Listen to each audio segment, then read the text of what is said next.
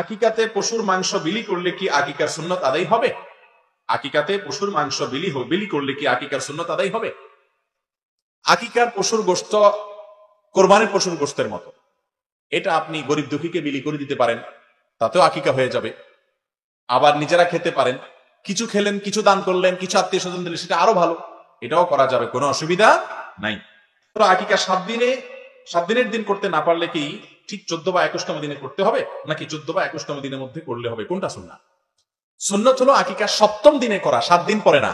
7ম দিন কিভাবে ঠিক করবেন? খুব সহজ হিসাব।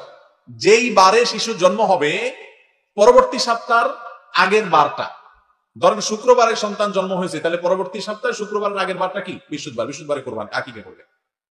আর যদি রাত্রে জন্মগ্রহণ করে তাহলে রাত আগে আসে, আজকে রাত্রে জন্মগ্রহণ করলে আগামীকাল বুধবার, অতএব বুধবার ধরবেন রাতেরটাকে, তাহলে আগামী মঙ্গলবারে আপনি আকিকা করবেন। এই